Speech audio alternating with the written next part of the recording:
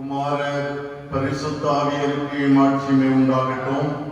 நாம் கர்த்தரை தொழுது கொள்வோம்.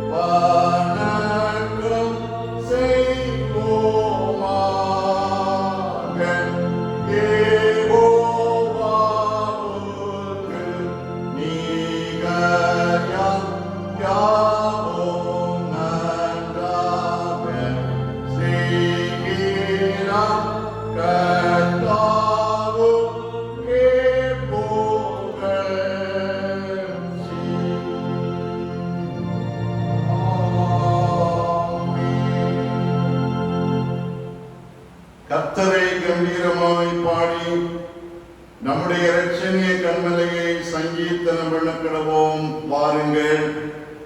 சேனைகளின் கர்த்தர் பரிசுத்தர், பரிசுத்தர், பரிசுத்தர். பூமி அனைத்தும் அவருடைய மகிமையால் நிறைந்திருக்கிறது. நம்மை உண்டாக்கின கர்த்தருக்கு முன்பாக நாம் பணிந்து குனிந்து முழங்கால் படியிட கிடவோம். வாருங்கள், ஜெபம் செய்வோம்.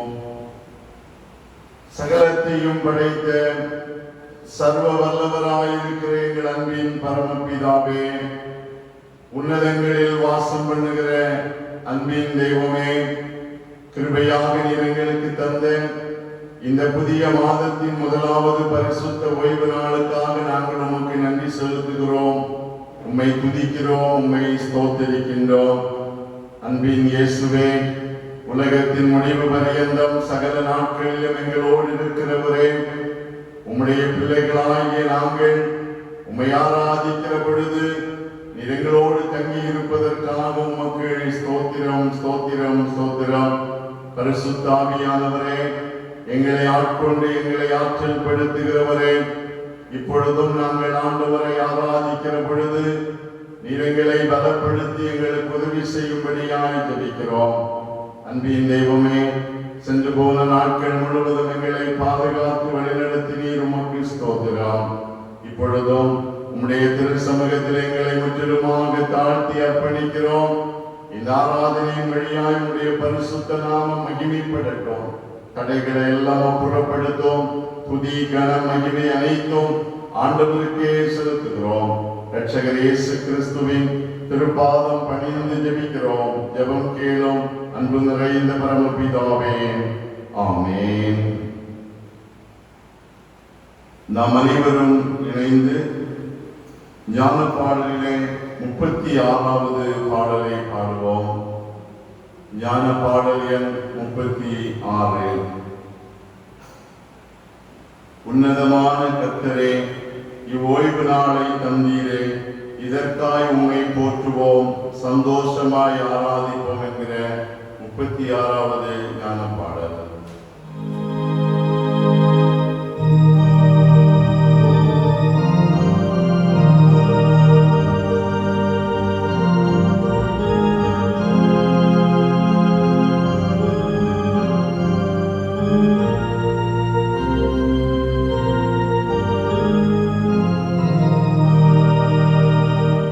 உன்னதமான கர்த்தரே, இவ்வோய்வு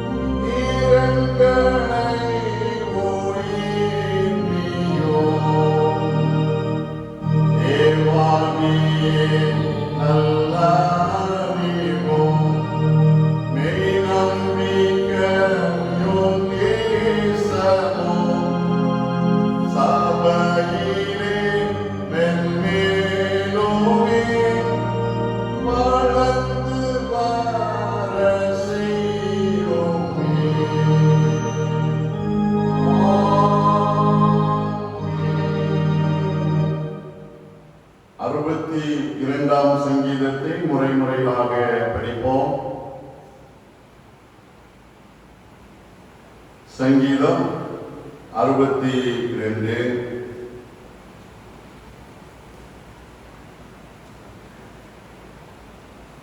தேவனையே நோக்கி என் ஆத்துமா அமர்ந்திருக்கிறது, அவரால் என் ரட்சிப்பு வரும். அவரே என் கண்மலையும் என் ரட்சிப்பும் என் உயர்ந்த அடைக்கலமுமானவர். நான் அதிகமாய் அசைக்கப்படுவதில்லை. நீங்கள் எதுவரைக்கும் ஒரு மனுஷனுக்கு தீங்கு செய்ய நினைப்பீர்கள்?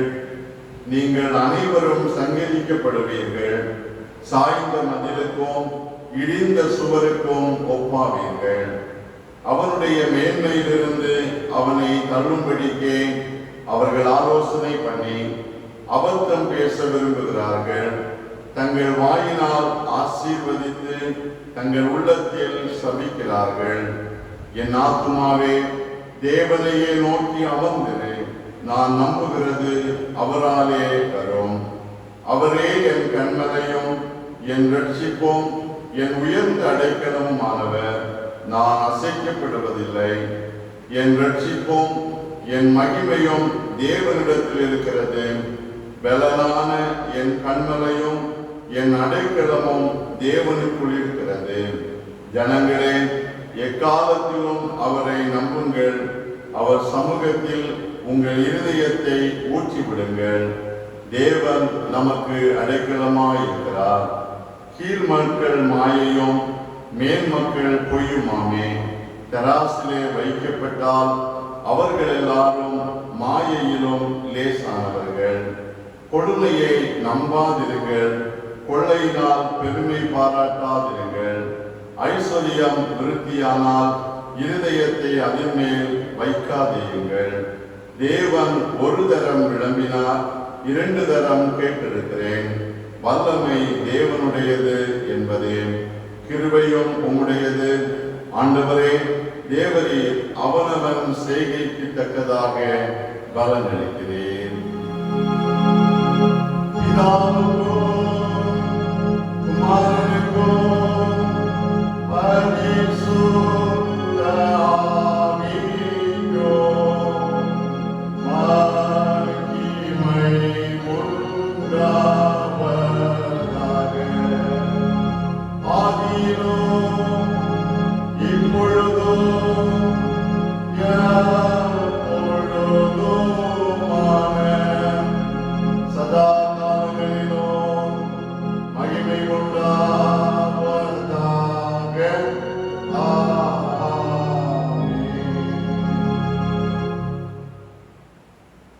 நான் எழுந்து என் தகப்பனிடத்திற்கு போய், தகப்பனே, பரத்துக்கு விரோதமாகவும் உமக்கு முன்பாகவும் பாவம் செய்தேன். இனிமேல் உம்முடைய குமாரன் என்று சொல்லப்படுவதற்கு நான் பாத்திரன் அல்ல. உம்முடைய கூலிக்காரரில் ஒருவனாக என்னை வைத்துக் கொள்ளும் என்பேன். நாம் முழங்கால் படியிட்டு நம்முடைய தவறுகளை உணர்ந்து மனம் வருந்தி மன்னிப்புக்காக ஆண்டவரை நோக்கி வேண்டுதல் செய்வோம். பிரியமானவர்களே, ஆண்டவர் கிருபையாக நமக்கு தந்த இந்த புதிய மாதத்தின் முதலாவது ஓய்வு நாள் அதிகாலையிலே ஆண்டவருடைய திருப்பாதத்திலே அமர்ந்திருக்கிற நாம் நம்மை நாமே ஒரு கணம் ஆராய்ந்து பார்ப்போம். கடந்த கால நம்முடைய வாழ்க்கை எப்படிப்பட்டதாய் இருந்தது? இளைய குமாரனை போல தகப்பனின் அன்பை மறந்து தூரம் சென்ற இளைய குமாரனின் வாழ்க்கையை போல நம்முடைய வாழ்வின் நிலைகள் அமைந்திருந்ததை எண்ணி மனம் வருந்துவோமா? ஆண்டவருடைய சமூகத்திலே நம்முடைய தவறுகளை உணர்ந்து மன்னிப்புக்காக வேண்டிக் கொள்வோம். நாம் உலகத்தை நம்பி ஆண்டவரை மறந்து போன நேரங்களை எண்ணி பார்ப்போம். ஆண்டவர் நமக்கு செய்த நன்மைகளை மறந்து நம்முடைய மனம் போன்ற வாழ்க்கை வாழ்ந்ததை எண்ணி பார்ப்போம். இளையகுமாரன் தன்னுடைய வாழ்க்கை நிமித்தமாய் நான் இனி உம்முடைய குமாரன் என்று அழைக்கப்பட பாத்திரன் அல்ல என்பதை உணர்ந்து கொண்டான். நாமும் ஆண்டவருடைய பிள்ளைகள் என்று அழைக்கப்பட இயலாத நிலையிலே நாம் பாவத்தினாலே ஆண்டவரை விட்டு தூரம் சென்று விட்டோம்.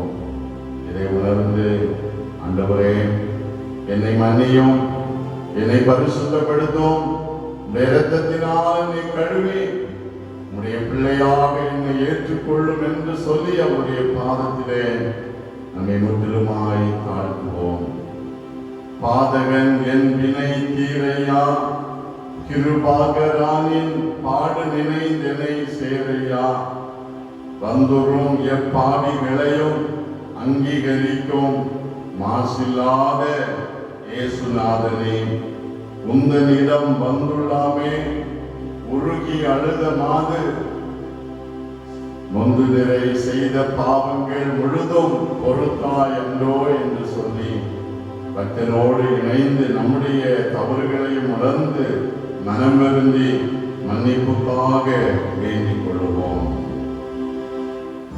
வந்துரும் பாவிகளையோ அங்கீகரிக்கோ மாசில்லாத இயேசுநாதனே, உந்தனிடம் வந்துள்ளாமே உருகியா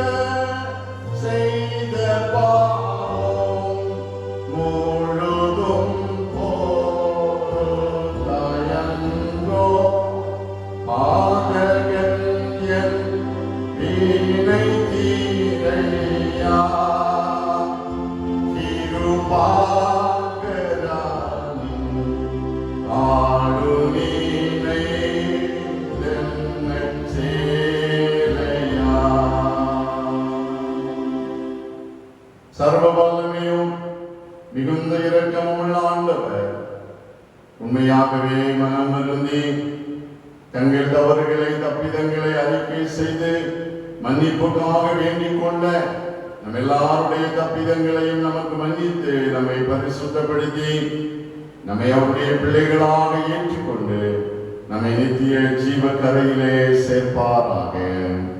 ஆமென். பாவ மன்னிப்பின் நிச்சயத்தை பெற்றுக் கொண்டவர்களாகிய நாம் ஆண்டவர் நம்முடைய வாழ்விலே செய்த எல்லா நன்மைகளையும் எண்ணி ஆண்டவருக்கு நன்றி செலுத்துவோமா? சென்று போன மாதம் முழுவதிலும் ஆண்டவர் நமக்கு வாக்கு பண்ணின வாக்கு தத்தத்தின்படியாக நீ பயப்படாதே, நான் உனக்கு கேடகமும் உனக்கு மகா பெரிய பலனுமாய் இருக்கிறேன் என்று சொன்ன வார்த்தையின்படி நம்மை பாதுகாத்து வழிநடத்தி வந்ததை எண்ணி ஆண்டவருக்கு நன்றி செலுத்துவோம். ஜீவன் சுகம் பலன் தந்து நம்மை காத்து வழிநடத்தின ஆண்டவரை ஸ்தோத்திரிப்போம். ஆபத்துகள் வியாதிகள் உபத்திரவங்களிலே நம்மோடு இருந்து நம்மை காத்து வழிநடத்தின ஆண்டவரை ஸ்தோத்திரிப்போம். உலக வாழ்க்கையிலே பல்வேறு சூழ்நிலைகளிலே ஆண்டவரை ஆராதிப்பதற்கு பல தடைகள் காணப்பட்ட நேரத்திலும் இந்த நாட்களிலே ஆண்டவர் நமக்கு தந்திருக்கிற அனுகூலமான நல்ல செய்திகளுக்காக ஆண்டவரை ஸ்தோத்திரிப்போம். இந்த பரிசுத்தமான ஓய்வு நாளிலே அவருடைய திரு சமூகத்திலே முழங்காற்படியிட்டிருக்கிற அத்தனை பேரையும் ஆண்டவர் மன்னித்து நம்மை பரிசுத்தப்படுத்தி அவருடைய பிள்ளைகளாக ஏற்றுக்கொண்டு அவருடைய ஆசீர்வாதங்களை பெற்றுக்கொள்ள நம்மை தகுதிப்படுத்தி இருக்கிறாரே. இதை உணர்ந்து ஆண்டவருக்கு நன்றி செலுத்துவோம். எத்தனையோ நன்மைகளை ஆண்டவர் நம்முடைய வாழ்விலே செய்திருக்கிறாரே. இதை எண்ணி பக்தனோடு இணைந்து கடந்த நாட்களில் கண்மணி போல் கருத்துடன் நம்மை காத்தாரே. கர்த்தரையே நம்பி ஜீவித்திட கிருபையும் ஈந்ததால் ஸ்தோத்திரிப்போமே என்று சொல்லி நாமும் ஆண்டவருக்கு நன்றி பலிகளை ஏறெடுத்து படைப்போம். கடந்த நாட்களில் கண்மணி போல் கருத்துடன் நம்மை காத்தாரே. கடந்த நாட்களில் கண்மணி போல் கருத்துடன் நம்மை காத்தாரே. கர்த்தரையே நம்பி ஜீவித்திட கிருபையும் ஈந்ததால் ஸ்தோத்திரிப்போமே. அற்புதமே அவர் நடத்துதலே, ஆனந்தமே பரமானந்தமே, நன்றியாலுள்ளமே மிகவும் இருதே அல்லேலூயா துதி சாத்திடுவோம். நன்றியா உள்ளமே மிகவும் இருதே அல்லேலூயா துதி சாத்திடுவோம். ஆண்டவருக்கு நன்றி பலிகளை ஏறெடுத்த நாம் அருளாளர் இயேசு நமக்கு கற்றுக் கொடுத்த இறை வேண்டலை அனைவரும் சேர்ந்து ஏறெடுப்போம். பரமண்டலங்களில் இருக்கிற எங்கள் பிதாவே, உடைய நாமம் பரிசுத்தப்படுவதாக, உடைய ராஜ்யம் வருவதாக, உடைய சித்தம் பரமண்டலத்திலே செய்யப்படுகிறது போல பூமியிலேயும் செய்யப்படுவதாக. எங்களுக்கு வேண்டிய ஆகாரத்தை எங்களுக்கு தாரும். எங்கள் கடனாளிகளுக்கு நாங்கள் மன்னிக்கிறது போல எங்கள் கடன்களை எங்களுக்கு மன்னியும். எங்களை சோதனைக்கு பிரவேசிக்க பண்ணாமல் தீமையிலிருந்து எங்களை ரட்சித்துக் கொள்ளும். ராஜ்யமும் வல்லமையும் மகிமையும் என்றென்றைக்கும் உடையவைகளே. ஆமென். அமருங்கள்.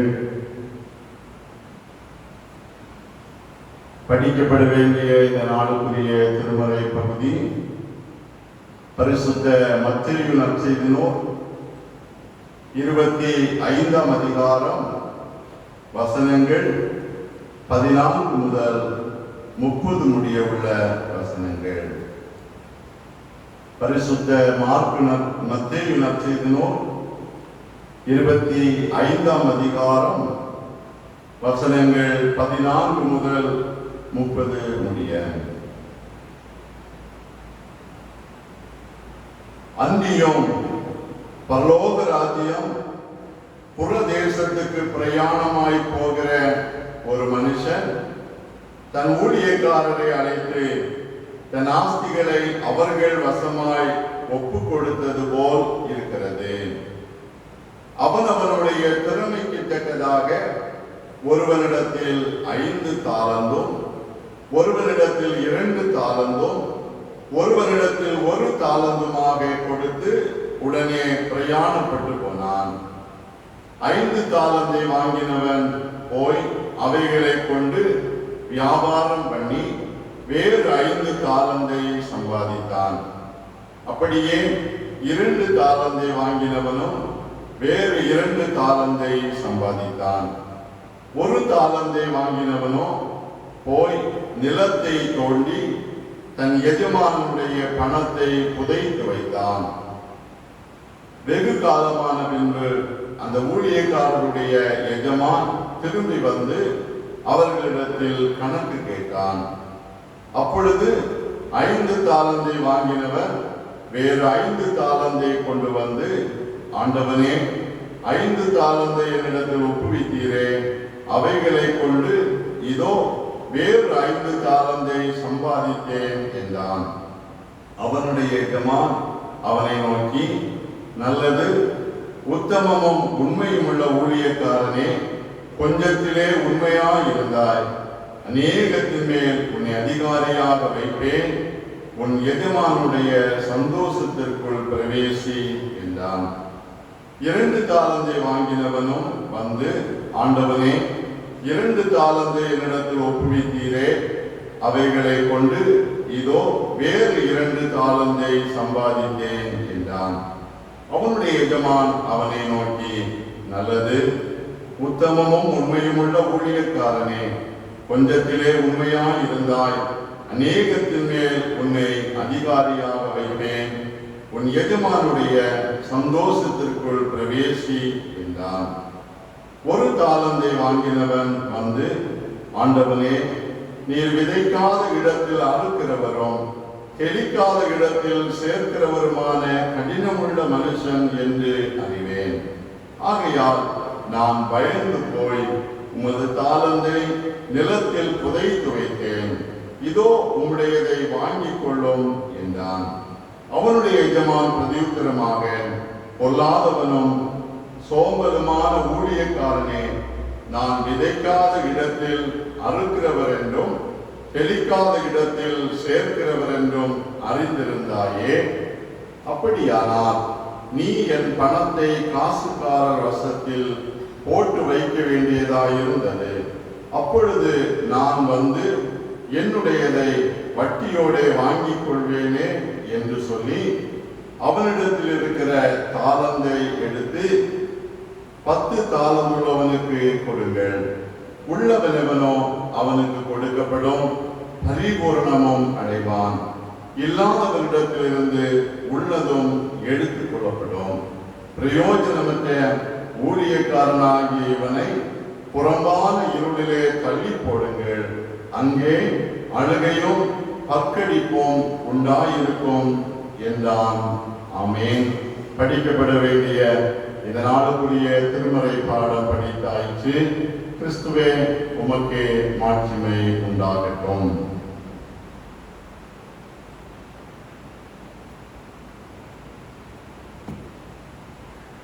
கிறிஸ்துவுக்குள் பிரியமானவர்களே, சென்று போன மாதம் முழுவதும் ஆண்டவர் நம்மை சுகபத்திரமாய் பாதுகாத்து வழிநடத்தினார். ஆண்டவரை ஸ்தோத்தரிப்போம்.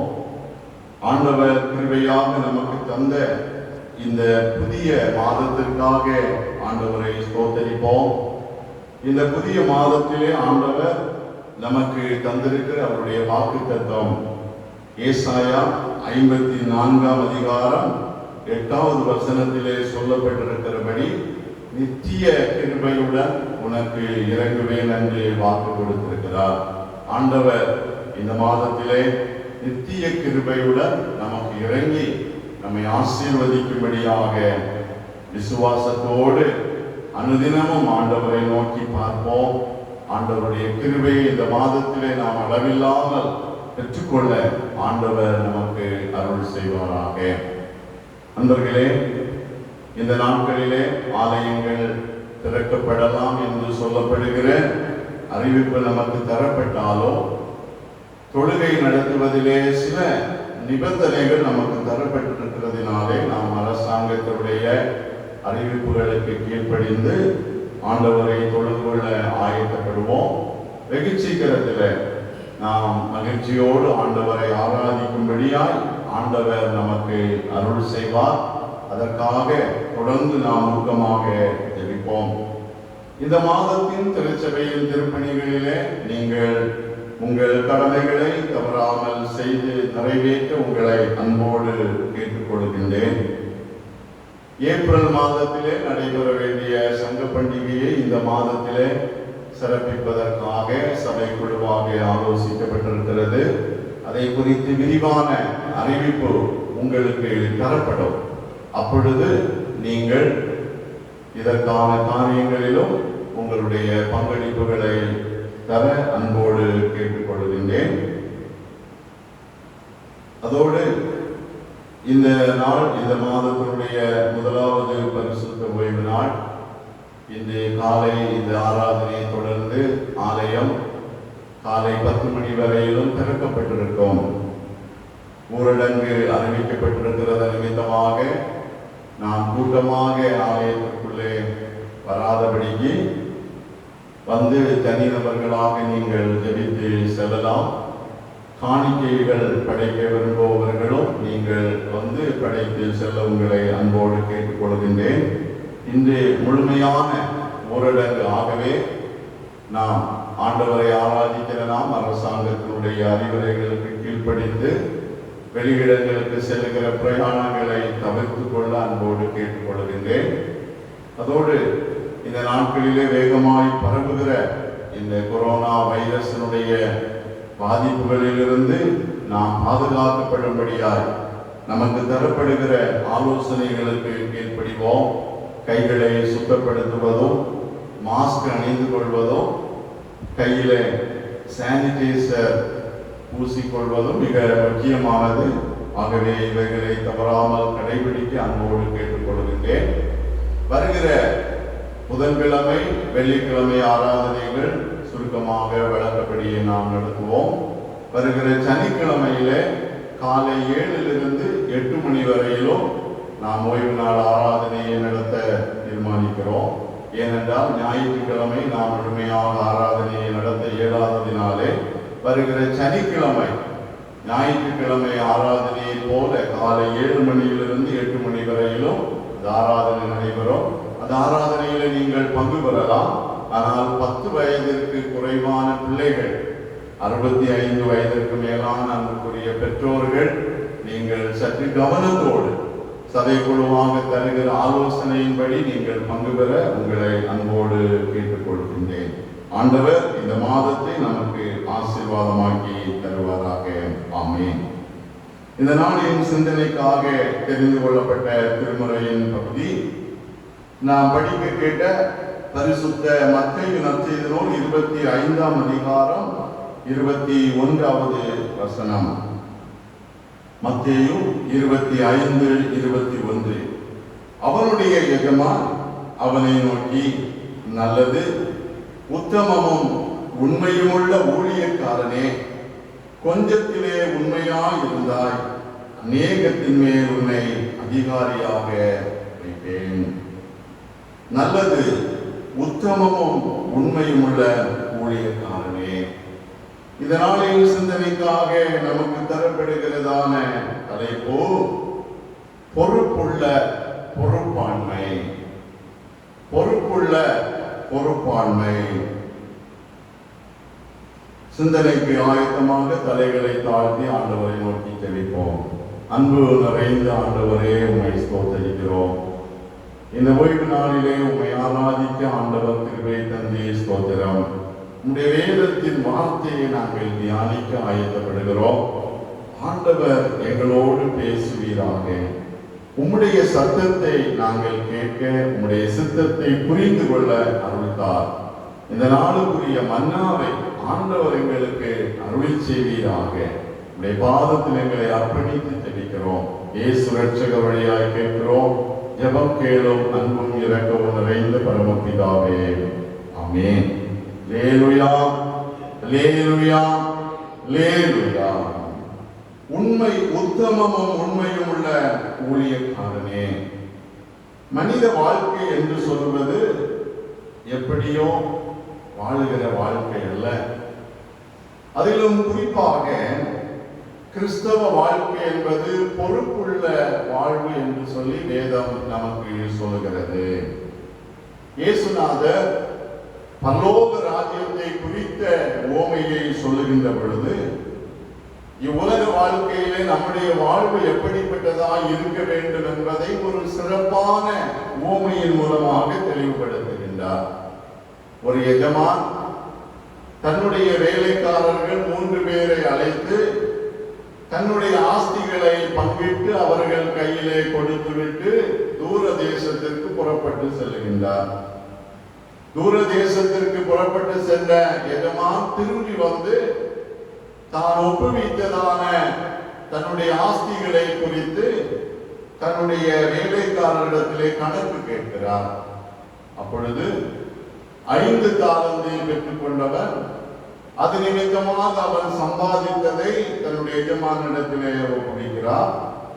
2 தாலந்தை பெற்றுக் கொண்டவனும் அவனமாக எஜமான் கொடுத்ததை அவன் பயன்படுத்தி அதை எப்படியாய் அதிகரிக்க செய்தான் என்பதை எஜமானுடைய சொல்லி அதை ஒப்புவித்தான்.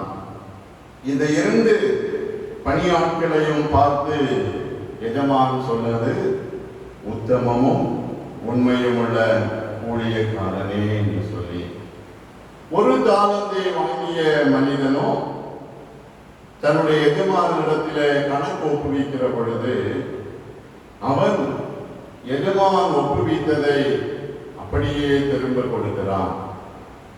இதை பார்த்த மாத்திரத்திலே எஜமான் அந்த ஊழியக்காரனை பார்த்து, பொல்லாதவனும் சோம்பலுமான ஊழியக்காரனே என்று சொல்கிறார். 5 தாலந்து 2 தாலந்துகளை பெற்றுக்கொண்ட ஊழியக்காரர்களை பார்த்து உத்தமமும் உண்மையும் உள்ள ஊழியக்காரனே என்று சொல்லி எஜமான் அழைக்கிறார். 1 தாலந்தை பெற்றுக் கொண்டவனை பார்த்து பொல்லாதவனும் சோம்பலுமான ஊழியக்காரனே என்று சொல்கிறார். இந்த உவமையை இயேசுநாதர் சொல்லுகிற பொழுது இறை அரசு எப்படிப்பட்டது, ஆண்டவருடைய ராஜ்யம் எப்படிப்பட்டது என்பதை குறித்த ஒரு உண்மையை இங்கே தெளிவுபடுத்துகிறார். இந்த பகுதியை சற்று நாம் ஆழமாய் சிந்திக்கிற பொழுது இறை அரசு என்பது உலக வாழ்விற்கும் மனிதனுடைய செயல்களுக்கும் பெருத்த வேறுபாடை ஏற்படுத்துகிறது என்பதை நாம் தெளிவாக புரிந்து கொள்ள முடியும். இறையரசு என்பது என்ன என்பதை இந்த பகுதியிலே நாம் அடையாளப்படுத்தி அறிந்து கொள்ளுகிற பொழுது, இறையரசு என்பது உலக நீதியோடு இணைக்கப்படுவது அல்ல. உலக நீதி என்று சொல்லுவது என்ன? உலகிலே மனிதர்கள் வாழுகின்ற வாழ்க்கையிலே அவர்களுக்கு அருளப்படுகிறதான நன்மைகள் அவர்களுக்கு அவர்களுடைய திறமையின் அடிப்படையிலே கொடுக்கப்படாதபடி உலகத்திலே பாரபட்சமாக கொடுக்கப்படுகிறதா இருக்கிறது. இந்த இந்திய நாட்டிலே நாம் அதை எண்ணி பார்க்கிற பொழுதும் கூட இப்படிப்பட்ட ஒரு வாழ்வு நிலையை நாம் புரிந்து கொள்வோம். ஆனால் இறையரசு என்பது ஒவ்வொரு மனிதனுடைய திறமைக்கு ஏற்ற வண்ணமாக ஆண்டவருடைய நன்மைகளை பகிர்ந்தளிக்கின்ற ஒரு நிலை என்பதை ஆண்டவர் இங்கே தெளிவுபடுத்துகின்றார். இரண்டாவது, இயேசுநாதர் இந்த உவமையின் நடைவிலே சொல்லுகிற பொழுது, உள்ளவன் எவனோ அவனுக்கு கொடுக்கப்படும் என்று சொல்லுகிறார். உலக வாழ்க்கையிலே நாம் சொல்லுகிற வழக்கம் என்ன? இல்லாதவனுக்கு கொடுக்க வேண்டும் என்று சொல்லி. ஆனால் இறையரசை குறித்து இயேசுநாதர் சொல்லுகிற பொழுது உள்ளவனுக்கு கொடுக்கப்படும். இதிலே நாம் அறிந்து கொள்ள வேண்டிய உண்மை என்ன என்றால், உள்ளவன் என்பவன் உண்மையும் உத்தமமாய் இருக்கிறவன். உத்தமமும் உண்மையுமாய் இருக்கிறவனுக்கு கொடுக்கப்படும். உத்தமமும் உண்மையும் இல்லாதவரிடத்திலிருந்து கொடுக்கப்பட்டதும் எடுக்கப்பட வேண்டும் என்பது இறையரசின் நீதியாக இயேசுநாதர் இங்கே தெளிவுபடுத்துகின்றார். நண்பர்களே, இந்த பகுதியிலே ஆண்டவர் சொன்ன எஜமானனுடைய வேலைக்காரர்களின் வாழ்க்கையிலே காணப்பட்ட செயல்களை நாம் ஒப்பிட்டு பார்க்கிற பொழுது நம்முடைய வாழ்வு எப்படிப்பட்டதாக இருக்கிறது? 5 தாலந்து 2 தாலந்தை வாங்கின ஊழியக்காரர்களை போல உத்தமமும் உண்மையுமான வாழ்வாய் இருக்கிறதா? 1 தாலந்தை பெற்றுக்கொண்ட மனிதனை போல பொல்லாதவனும் சோம்பலுமான ஊழியக்காரன் என்று சொல்லப்படுகிற நிலையிலே நாம் இருக்கிறோமா என்பதை சிந்திக்க வேண்டும். ஒருவேளை இவ்வுலகத்திற்குரிய காரியங்களை பொல்லாதவனும் சோம்பலுமான ஊழியக்காரன் சுதந்திரித்துக் கொள்ளலாம். ஆனால் இறையரசை உத்தமமும் உண்மையும் உள்ளவர் மாத்திரமே சுதந்திரிக்க முடியும் என்பதை ஆண்டவர் இங்கே தெளிவுபடுத்துகின்றார். உத்தமமும் உண்மையுமான வாழ்க்கை என்பது என்ன? பொல்லாதவனும் சோம்பலுமாய் வாழுகிற வாழ்க்கை என்பது என்ன என்பதை நாம் இந்த பகுதியில 3 வசனங்களின் அடிப்படையில வேகமாக தியானித்து அறிந்து கொள்வது சிறப்பாக இருக்கும். முதலாவதாக, உத்தமமும் உண்மையும் உள்ள ஊழியக்காரன் அல்லது உத்தமமும் உண்மையும் உள்ள வாழ்க்கை என்று சொல்லுவது என்ன என்பதை இயேசுநாதர் இந்த பகுதியினூடாக நமக்கு வெளிப்படுத்துகிறதை நாம் புரிந்து கொள்கிற பொழுது முதலாவது நாம் அறிந்து கொள்வது என்னவென்றால், உண்மையும் உத்தமமும் உள்ள மனிதன் அல்லது ஊழியக்காரன் கடவுள் பாரபட்சமற்றவர் என்பதை அறிந்து கொள்வான். கடவுள் பாரபட்சமற்றவர் என்பதை அறிந்து கொள்ளுகின்ற ஒரு நிலைதான் உத்தமமும் உண்மையும் உள்ள ஒரு மனிதனுடைய வாழ்வின் நிலையாய் காணப்படுகிறது. நாம் மத்தேயு 25ஆம் அதிகாரத்திலே 15வது வசனத்திலே படிக்கிற பொழுது, அவனவனுடைய திறமைக்கு தக்கதாக ஒருவனிடத்தில் 5 தாலந்தும், ஒருவனிடத்தில் 2 தாலந்தும், ஒருவனிடத்தில் 1 தாலந்துமாக கொடுத்து உடனே பிரயாணப்பட்டு போனான். இங்கே எஜமானன் தன்னுடைய வேலைக்காரன் 3 பேரிடத்திலே 8 தாலந்துகளை ஒப்படைக்கிறார். நாம் என்ன சிந்திப்போம்? இந்த 8 தாலந்துகளையும் சரி பாதியாக அவர் ஒப்படைத்திருக்கலாமே. இந்த எஜமான் பாரபட்சம் உடையவராய் இருப்பதினாலே தானே 5, 2, 1 என்று கொடுத்திருக்கிறார் என்று. ஆனால் இங்கே ஆண்டவர் வெளிப்படுத்துகிற உண்மை என்ன தெரியுமா? ஆண்டவர் பாரபட்சமற்றவர் என்பதை எப்படி நாம் இதிலே அறிந்து கொள்கிறோம் என்றால், அவனவனுடைய திறமைக்கு தக்கதாக கொடுக்கிறவர். இந்த எஜமான் 3 ஊழியக்காரர்களையும் பார்த்து அவர்களுடைய திறமையை அறிந்து அவர்களிடத்திலே அந்த தாளந்தை ஒப்படைக்கின்றார். ஆண்டவர் நம்முடைய திறமைகளுக்கு ஏற்ற விதமாக இவ்வுலகத்திலே நமக்கு தருகிறவர் என்பதை நாம் ஒரு காலம் மறந்துவிடக் கூடாது. உத்தமமும் உண்மையும் உள்ள ஊழியக்காரனாயிருப்பவர்கள் இதை நிச்சயமாய் புரிந்து கொள்ள வேண்டும். இந்த உலக வாழ்க்கையிலே நாம் இதை புரிந்து கொள்ள தவறுகிறோம். அநேக நேரங்களிலே இந்த 1 தாலந்தை பெற்றுக்கொண்ட மனிதனை போல கடவுள் பாரபட்சம் உடையவர் என்று நம்முடைய சிந்தனைகள் அமைகிறது. 1 தாலந்தை பெற்றுக்கொண்ட மனிதன் சொல்லுகிறார் 24வது வசனத்திலே, 1 தாலந்தை வாங்கினவன் வந்து, ஆண்டவனே, நீர் விதைக்காத இடத்தில் அறுக்கிறவரும் தெளிக்காத இடத்தில் சேர்க்கிறவருமான கடினமுள்ள மனுஷன் என்று அறிவேன். எஜமானிடத்திலே 1 தாலந்தை வாங்கின மனிதன் எஜமான் பாரபட்சம் உடையவர் என்று சொல்லுகிற ஒரு நிலையிலே எஜமானை குறித்து அறிந்திருந்தான் என்று இந்த பகுதியை சொல்லுகிறது. நண்பர்களே, உத்தமமும் உண்மையுமான வாழ்க்கை வாழ்வதென்பது ஆண்டவர் பாரபட்சமற்றவர். அவர் என்னுடைய திறமைக்கு தக்கதாக என்னிடத்திலே ஒப்புவித்திருக்கிறார் என்று சொல்லுகின்ற ஆண்டவரை குறித்து முழுமையுமாக அறிந்து கொள்ளுகின்ற ஒரு நிலை நமக்கு தேவையாக இருக்கிறது. உத்தமமும் உண்மையுமான வாழ்க்கை வாழ ஆண்டவரை முழுமையுமாக நாம் அறிந்து கொள்ள வேண்டும். ஆண்டவரை முழுமையுமாக அறிந்து கொள்ளாத நிலையிலே உத்தமமும் உண்மையுமாய் நாம் வாழ முடியாது. இந்த 1 தாலந்தை பெற்றுக்கொண்ட மனிதனை போல பொல்லாதவர்களாயும் சோம்பலானவர்களாயுமாகவே நாம் மாறிவிடுவோம். இரண்டாவதாக, உத்தமமும் உண்மையும் உள்ள வாழ்க்கையை வாழ்வதற்கு நாம் எப்படிப்பட்டவர்களாக இருக்க வேண்டும் என்றால், கடவுள் விரும்புகிறதை செய்கிறவர்களாக இருக்க வேண்டும். கடவுள் விரும்புகிறதை செய்கிறவர்களாக இருக்க வேண்டும்.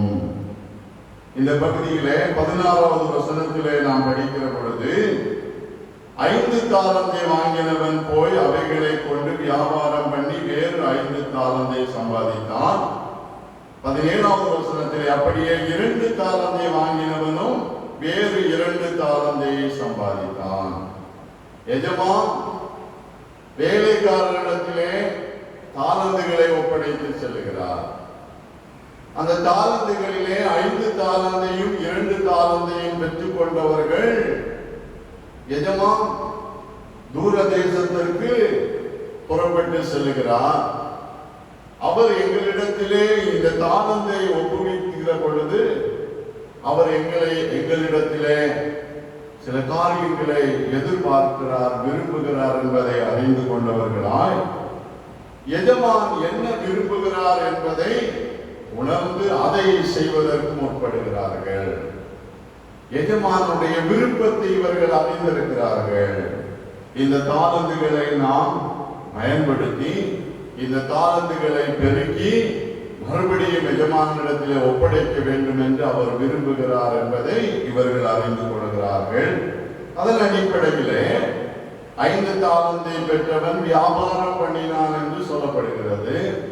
2 தாளந்தை பெற்றுக் கொண்டவன் அதை எப்படி பெருக்கினான் என்று சொல்லப்படவில்லை. ஆகிலும் எஜமானுடைய விருப்பத்தை அவர்கள் நிறைவேற்றினவர்களாய் காணப்படுகிறார்கள். 1 தாளந்தை பெற்றுக் கொண்டவன் எஜமானுடைய விருப்பத்தை நிறைவேற்ற தவறிவிடுகிறான். எஜமானுடைய விருப்பத்தை நிறைவேற்ற அவன் எப்படி தவறி போகிறான்? 18வது வசனத்திலே 1 தாளந்தை வாங்கினவனோ போய் நிலத்தை தோண்டி தன் எஜமானுடைய பணத்தை புதைத்து வைத்தான். நிலத்தை தோண்டி புதைத்து வைத்தான். புதைத்து வைப்பது என்று சொல்லுவது சோம்பலும் பொல்லாதவனுமான ஊழியக்காரனுடைய செயல். எஜமான் விரும்பாத காரியம். புதைத்து வைத்து விடுவதென்பது விரும்பாத காரியம். ஏன் இவன் அதை புதைத்து வைத்தான் என்று சொன்னால், எஜமான் விரும்புகிறதை செய்யும்படியாய் எஜமான் விரும்புகிற விதத்திலே அதை பயன்படுத்துவதற்கு இயலாத நிலையிலே இவனுடைய இருதயம் காணப்படுகிறது. இவன் மற்றவர்களை தன்னோடு ஒப்பிட்டு பார்க்கிறான். எனக்கு 1 தாளந்து தானே கிடைத்தது, மற்றவர்கள் 2, 5 பெற்றுக் கொண்டார்களே என்று சொல்லி பிறரை குறித்து பொறாமை கொள்ளுகின்ற ஒரு நிலையிலே இந்த மனிதனுடைய செயல் காணப்பட்டது. ஆகவே அதை புதைத்து வைத்து விட்டான். ஆண்டவர் தருகிற நன்மைகளை புதைத்து வைத்து வாழுகின்ற வாழ்க்கை பொல்லாதவனும் சோம்பலுமான ஊழியக்காரனுடைய செயல். ஆண்டவர் விரும்புகிறபடி அதை பயன்படுத்திக் கொள்வதும் ஆண்டவர் விரும்புகிறபடி அதை பிரயோஜனப்படுத்துவதுமே உத்தமமும் உண்மையுமான வாழ்வு. பழைய ஏற்பாட்டின் காலத்திலே மோசேயின் காலத்தை குறித்து பார்க்கிற பொழுது, மோசே இஸ்ரவேல் ஜனங்களை வழிநடத்தி வருகிற பொழுது மோசேக்கு ஆண்டவர் சில அறிவுரைகளை கொடுத்திருந்தார். திரளான ஜனங்கள் மோசேயை சூழ்ந்திருக்கிற பொழுது அவர்களை நியாயம் விசாரிப்பதற்கு இந்த மோசேக்கு போதுமான நேரம் கிடைக்காத நிலையிலே மோசே தன்னுடைய மாமனாருடைய ஆலோசனை பண்ணி ஜனங்களை நியாயம் விசாரிப்பதற்காக சில மனிதர்களை ஏற்படுத்துகின்றார். அவர்கள் மோசேயின் வார்த்தைக்கு கீழ்ப்படிந்தவர்களாய் அவர்களுக்கு கொடுக்கப்பட்ட திறமையின் வழியாக அந்த ஜனங்களை நியாயம் விசாரித்தார்கள். இது நிமித்தமாக மோசேயின் காலத்திலே இஸ்ரவேல் ஜனங்களுடைய வாழ்க்கையிலே ஆண்டவருடைய சித்தம் பரிபூர்ணமாய் நிறைவேற்றப்பட்டது. அன்பர்களே, ஒருவேளை மோசேயை போல எனக்கு ஆண்டவர் அதிகாரம் தரவில்லையே என்று அந்த ஜனங்கள் சிந்தியாதபடி தங்களுக்கு கொடுக்கப்பட்டதான பணிகளை சிறப்பாய் செய்ய அர்ப்பணித்தார்கள். நம்முடைய வாழ்க்கையிலும் ஆண்டவர் இவ்வண்ணமாக நமக்கு பல்வேறு சூழ்நிலைகளில் ஒருவேளை அது நம்முடைய குடும்பத்தின் காரியங்களாக இருக்கலாம், திருச்சபையின் காரியங்களாக இருக்கலாம், சமூகத்தின் காரியங்களாக இருக்கலாம், அதை ஆண்டவர் விரும்புகிறபடி பயன்படுத்த, ஆண்டவருக்கென்று பயன்படுத்த நம்மை அர்ப்பணிக்க வேண்டும். இதுதான் உத்தமமும் உண்மையுமான வாழ்வு. கடைசியாக உத்தமமும் உண்மையுமான வாழ்க்கை வாழ்வது என்பது கடவுள் அருளியதை மேன்மையாக எண்ணுகிற வாழ்வு. கடவுள் அருளியதை மேன்மையாக எண்ணி வாழுகின்ற வாழ்வு. ஆண்டவர் இவ்வுலகத்தை மனுக்குலத்திற்காக படைத்தார் என்று நாம் அறிகிறோம். ஆண்டவர் இந்த பூமியிலே நமக்கென்று அநேக நன்மைகளை கொடுத்திருக்கிறார். ஆண்டவர் நம்மிடத்திலே கொடுத்திருக்கிற காரியங்களை நாம் மேன்மையாக எண்ண வேண்டும். 5 தாளந்து 2 தாளந்தை வாங்கினவர்கள் எஜமானிடத்திலே வந்து சொல்லுகிறதான காரியம் 20வது வசனம், அப்பொழுது 5 தாளந்தை வாங்கினவர் வேறு 5 தாளந்தை கொண்டு வந்து, ஆண்டவனே 5 தாளந்தை என்னிடத்தில் ஒப்புவித்தீரே, அவைகளை கொண்டு இதோ வேறு 5 தாளந்தை சம்பாதித்தேன் என்று சொல்கிறார். நீர் என்னிடத்தில் ஒப்புவித்தீரே, நான் ஒரு ஊழியக்காரன், என்னிடத்தில் இதை ஒப்புவித்தீரே, அதை கொண்டு சம்பாதித்தேன் என்று சொல்கிறான். மனித வாழ்க்கையிலே உலகத்திலே கொடுக்கப்பட்டிருப்பதெல்லாம் ஆண்டவருடைய அருள்கொடைகள். மனிதன் இந்த உலகிலே வாழுகிறான். இந்த உலகை விட்டு சொல்லுகிற பொழுது எதையும் கொண்டு செல்ல முடியவில்லையே. காரணம் என்ன தெரியுமா? இது மனிதனுடைய முயற்சியினால் உண்டாகிறது அல்ல. இது ஆண்டவர் தருகிற காரியம். இந்த ஊழியக்காரன் எஜமானை குறித்து அறிந்து கொண்டார்கள். எங்கள் எஜமான் எவ்வளவு கரிசனையோடு இதை எங்களுக்கு கொடுத்திருக்கிறார். அது மிக தெளிவாய் சொல்லப்படுகிறது. 14வது வசனத்திலே, அந்தியும் பரலோக ராஜ்யம் புறதேசத்திற்கு பிரயாணமாய் போகிற ஒரு மனுஷன் தன் ஊழியக்காரரை அழைத்து தன் ஆஸ்திகளை அவர்கள் வசமாய் ஒப்புவித்தது போல, எஜமானன் தன்னுடைய ஆஸ்திகளை ஒப்புவித்து செல்கிறார். அவர்கள் உணர்ந்து கொள்கிறார்கள், எங்களிடத்தில் ஒப்புவிக்கப்பட்டிருப்பது எஜமானுடைய ஆஸ்தி, எங்களுக்குரியதல்ல என்பதை அவர்கள் உணர்ந்து கொண்டார்கள். ஒரு தாளந்தை வாங்கினவன் அதை உணர்ந்து கொள்ள தவறினவனாய் எஜமானிடத்தில் என்ன செய்கிறான் தெரியுமா? 25வது வசனத்திலே, ஆகையால் நான் பயந்து போய் உமது தாளந்தை நிலத்தில் புதைத்து வைத்தேன், இதோ உம்முடையதை வாங்கிக் கொள்ளும் என்றான். உம்முடையதை வாங்கிக் கொள்ளும். சாதாரணமான அதை எண்ணிவிட்டான். எஜமான் கொடுத்த தாளந்து என்று சொல்வது எஜமான் என்னிடத்திலே வைத்திருக்கிற அன்பு என்பதை அவன் உணர்ந்து கொள்ளாதபடி, என்னிடத்திலே ஒப்புவித்திருப்பது எஜமானனுடைய ஆஸ்தி என்பதை உணர்ந்து கொள்ளாதபடி, இதை வாங்கிக் கொள்ளும், உம்முடையதை வாங்கிக் கொள்ளும் என்று சொல்லி அப்படியே திரும்ப செலுத்துகிறான். இன்று நம்முடைய வாழ்க்கையில் இப்படித்தான். ஆண்டவர் நம்முடைய வாழ்விலே தருகிற காரியங்களை மேன்மையாக எண்ணாதபடிக்கு அவைகளை அற்பமாக எண்ணி விடுகிறோம். ஆண்டவர் நம்மிடத்திலே ஒப்புவித்திருக்கிறதை மேன்மையாக எண்ண வேண்டும்.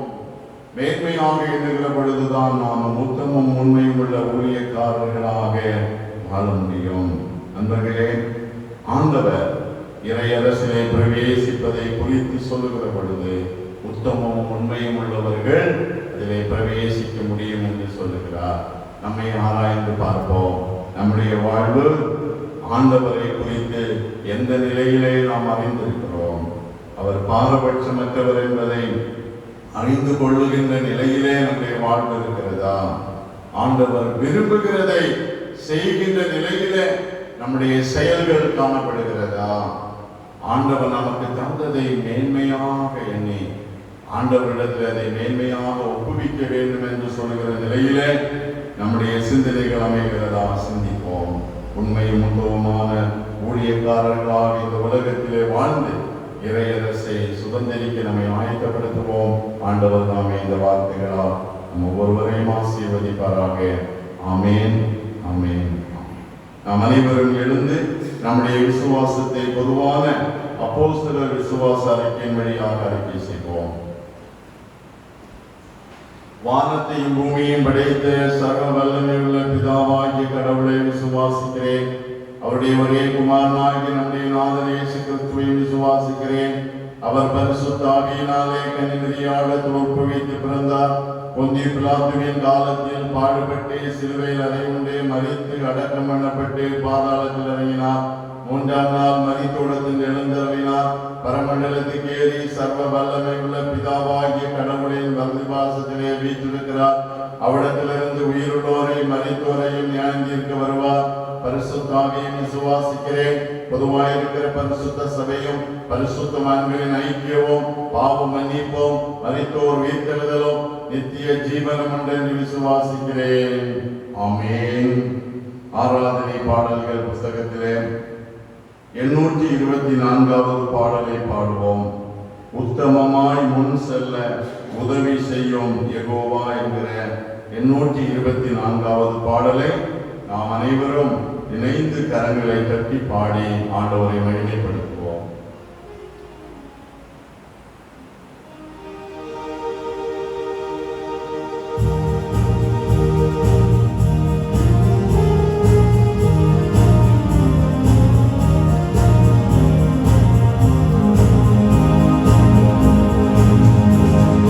உத்தமமாய்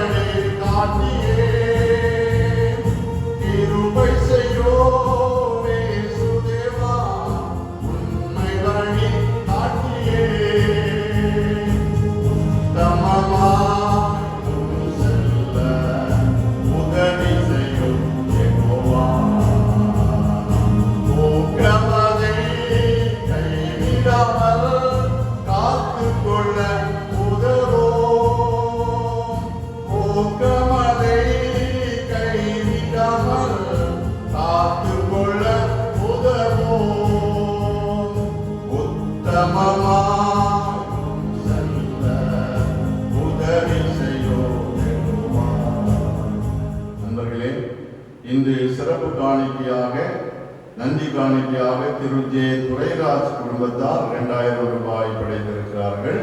மற்றும் இந்த நாளிலே காணிக்கைகளை படைத்து அனைவரையும் ஆண்டவர் ஆசீர்வதிப்பாராக. ஜெபம் செய்வோம். உத்தமமும் உண்மையும் உள்ள ஊழியக்காரனே, கொஞ்சத்திலே உண்மையாயிருந்தாய், அநேகத்தின் மேல் உன்னை அதிகாரியாய் வைப்பேன் என்று சொன்ன எங்கள் அன்பின் ஆண்டவரே, இறையரசு என்பது உத்தமமும் உண்மையுமாய் வாழ்கிறவர்களுக்குரியது என்று சொல்லி நாங்கள் கற்றுக்கொண்டோம். 5 தாலந்து 2 தாலந்தை பெற்றுக்கொண்ட மனிதர்கள் உத்தமமும் உண்மையும் உள்ளவர்களாய் காணப்பட்டார்கள். 1 தாலந்தை பெற்றுக் கொண்டவனோ பொல்லாதவனும் சோம்பலுமானவனாய் காணப்பட்டார். நாங்கள் உத்தமமும் உண்மையும் உள்ளவர்களாய், ஆண்டவர் பாரபட்சமற்றவர், எங்கள் திறமைக்கு ஏற்றபடி எல்லாவற்றையும் தந்திருக்கிறார் என்பதை பரிபூர்ணமாய் அறிந்து கொள்ளுகிறவர்களாய் காணப்பட கர்த்தர் எங்களுக்கு உதவி செய்யும்படியாய் ஜெபிக்கிறோம். ஆண்டவரே, நாங்கள் உத்தமமும் உண்மையும் உள்ளவர்களாய் காணப்பட எங்கள் வாழ்க்கையிலே நாங்கள் செய்கிற காரியங்கள் ஆண்டவர் விரும்புகிற செயல்களாய் காணப்படுகிறோம். நாங்கள் விரும்புகிறபடி செய்கிற பொழுது உத்தமமும் உண்மையும் உள்ள மனிதர்களாய் நாங்கள் வாழ முடியாது என்பதை உணர்ந்து கொள்கின்றோம். நாங்கள் உத்தமமும் உண்மையும் உள்ளவர்களாய் இந்த உலகத்திலே வாழுவதற்கு ஆண்டவர் எங்களிடத்தில் ஒப்படைத்ததை குறித்து ஆண்டவரை மகிமைப்படுத்த வேண்டும் என்பதை அறிந்து கொண்டவர்களாய், அதற்கு ஏற்ற விதத்திலே வாழ்கிறவர்களாய் காணப்பட வேண்டும் என்பதை அறிந்து கொண்டோம். இந்த அனுபவத்திலே இந்த உலகத்திலே நாங்கள் வாழ எங்களுக்கு அருள்தார். இந்த புதிய மாதத்தை எங்களுக்கு தந்தையை ஸ்தோத்திரம். நித்திய கிருபையுடன் உனக்கு இறங்குவேன் என்று வாக்கு கொடுத்தீர் ஸ்தோத்திரம். அப்பண்ணமே கர்த்தர் எங்களுக்கு இறங்குவீராக. இந்த மாதத்திலும் திருச்சபையின் திருப்பணிகள் சிறப்பாய் தடையின்றி நடைபெற கிருபை தாரும். ஆலயத்திலே நாங்கள் கூடி முழுமையாய் ஆண்டவரை ஆராதித்து மகிமைப்படுத்தும்படியான கிருபைகளை சீக்கிரத்திலே எங்களுக்கு நீர் தந்தருளும்படியாக ஜெபிக்கிறோம் கர்த்தாவே. திருச்சபையின் குடும்பங்களை ஆசீர்வதியும். திருச்சபையை சுற்றிலும் இருக்கிற எல்லா மக்களையும் ஆசீர்வதியும். இந்த அதிகாலையிலும் உம்முடைய சமூகத்தை நோக்கி பார்க்கிற யாவரோடும் உடைய கிருபை தங்கி இருக்கட்டும். கொரோனா வைரஸின் பாதிப்பிலிருந்து ஜனங்கள் பாதுகாக்கப்படும்படியால் அரசாங்கம் எடுத்துக் கொள்கிற ஒவ்வொரு காரியங்களிலும் ஆண்டவருடைய கிருபை தங்கி இருக்கட்டும். அன்பின் தெய்வமே, நீர் எங்களுக்கு இறங்கினால் மாத்திரமே நித்திய கிருபையுடன் எங்களுக்கு இறங்குகிற பொழுது இந்த நோய்க்கான தடுப்பு மருந்து கண்டுபிடிக்கப்படும். இந்த நோய் நீங்குவதற்காக நாங்கள் உலகத்திலே நன்மைகளை பெற்றுக்கொள்ள முடியும் என்பதை பரிபூர்ணமாய் விசுவாசிக்கிறோம். இந்த மாதத்திலே எங்களுக்கு அநேக நன்மைகள் தேவையாயிருக்கிறது. எங்கள் பிள்ளைகளின் உயர்கல்வி காரியங்கள், பிள்ளைகளின் வேலை காரியங்கள், பிள்ளைகளின் திருமண காரியங்கள், இப்ப ஏற்பட்ட நிலையில பல்வேறு நன்மைகளை எதிர்பார்த்திருக்கிற ஒவ்வொருவருக்கும் ஆண்டவர் இரக்கம் செய்தவர்களும் ஐயா. தேசத்திலே நல்ல இயற்கையின் அனுகூலங்களை தாரும். எங்கள் கையின் பிரயாசங்கள் ஆசீர்வதிக்கப்படட்டும். ஒவ்வொருவர் செய்கிற காரியங்களிலும் உடைய ஆசீர்வாதங்களை நிறைவாக தந்து எங்களை ஆசீர்வதிப்பீராக. எங்களை பாதுகாத்துக் கொள்ளும் ஆண்டவரே. நாங்கள் ஆண்டவருக்கு சாட்சியுள்ள வாழ்க்கை இந்த உலகத்திலே வாழ கிருபையை தாரும். ஆண்டவரை அறிந்து கொண்ட நாங்கள் எந்த விதத்திலும் ஆண்டவரை விட்டு பின்வாங்கி செல்லாதபடி உத்தமம் உண்மையுமாய் ஆண்டவரை ஆராதிக்கிறவர்களாய் ஆண்டவருக்கு சாட்சியாய் வாழுகின்ற கிருபைகளை கர்த்தர் ஒவ்வொருவருக்கும் தர வேண்டுமாறு ஜெபிக்கிறோம். இந்த மாதத்திலே புதிய நன்மைகள், புதிய கிருபைகள் எங்களை தொடரட்டும். வியாதிகள், துன்பங்கள், ஆபத்துகளுக்கு எல்லாம் எங்களை விடுவித்து பாதுகாத்துக் கொள்ளும். சரீரத்திலே வியாதிப்பட்டிருக்கிற எல்லா மக்களுக்கும் ஆண்டவர் சுகத்தை தாரும். காயப்பட்டிருக்கிற ஒவ்வொருவரையும் ஆண்டவர் சுகப்படுத்துவீராக. எங்களை முற்றிலுமாய் உம்முடைய திருப்பாதத்திலே அர்ப்பணிக்கிறோம். உம்முடைய அன்பின் கரம் ஒவ்வொரு நாளும் எங்களோடு கூட இருக்கட்டும். குறைகள் எல்லாம் மன்னித்தருளோம். இரட்சகர் இயேசு கிறிஸ்துவின் பரிசுத்தமுள்ள நாமத்திலே தாழ்மையோடு ஜெபிக்கிறோம். ஜெபம் கேளும் அன்பு நிறைந்த பரமபிதாவே, ஆமென். தேவன் தந்த